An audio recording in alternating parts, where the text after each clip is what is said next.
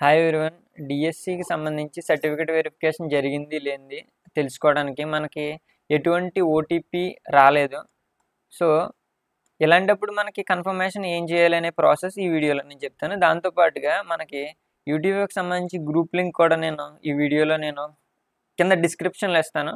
దాంట్లో కూడా జాయిన్ అవ్వండి.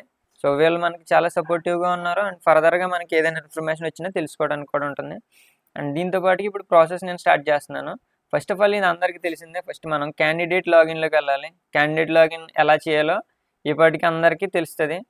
అయితే ఇక్కడ మనం ఐడి క్లిక్ చేస్తాం. దాని తర్వాత ఓటీపీ క్యాప్చా టైప్ చేసి పాస్వర్డ్ క్యాప్చా టైప్ చేసిన తర్వాత సైన్ ఇన్ చేస్తాం. ఇది కూడా అందరికీ తెలిసిన ప్రాసెస్.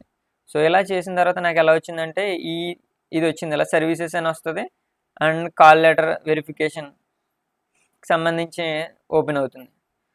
సో ఇది కూడా కంప్లీట్ చేసిన తర్వాత మనకి ఇక్కడ సర్వీసెస్ అయితే ఏదైతే ఉందో దాని మీద మనం క్లిక్ చేసినప్పుడు ఇక్కడ ఈఆర్ఓ మీద క్లిక్ చేస్తే మనకి ఇలా కింద ఆప్షన్స్ అన్నీ వస్తాయి. ఇది కూడా మనందరికీ చాలామందికి తెలిసిందే. అయితే ఇలా క్లిక్ చేసినప్పుడు ఫస్ట్ మీరు ఇప్పుడు ఏం చేస్తారంటే ఫైల్ అప్లోడ్ మీద క్లిక్ చేయండి. ఫైల్ అప్లోడ్ మీద క్లిక్ చేస్తే మీకు ఎలా వస్తుందంటే ఫైల్ అప్లోడ్. దీంట్లో మనం అప్లోడ్ చేసిన ఫైల్స్ అన్నీ పైనుంచి వస్తాయి. నేను అన్నీ తీయలేదు. సో ఇక్కడ క్లిక్ చేయండి. ఇలా క్లిక్ చేస్తే టిక్ మార్క్ వస్తుంది. టిక్ మార్క్ వచ్చిన వెంటనే జనరేట్ ఓటీపీ మీద క్లిక్ చేయండి. జనరేట్ ఓటీపీ మీద క్లిక్ చేస్తే ఇక్కడ సెండ్ ఓటీపీ మీద క్లిక్ చేయండి. సో నాకు అప్పుడు సెండ్ ఓటీపీ వచ్చింది.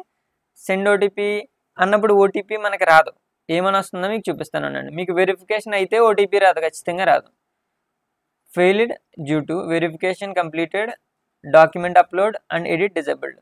సో మనకి వెరిఫికేషన్ కంప్లీట్ అయిపోయింది కాబట్టి డాక్యుమెంట్ అప్లోడ్ ఎడిట్ని డిజేబుల్ చేశారని వచ్చింది. సో వెరిఫికేషన్ కంప్లీట్ అయిన వాళ్ళకి ఈ విధంగా వస్తుంది.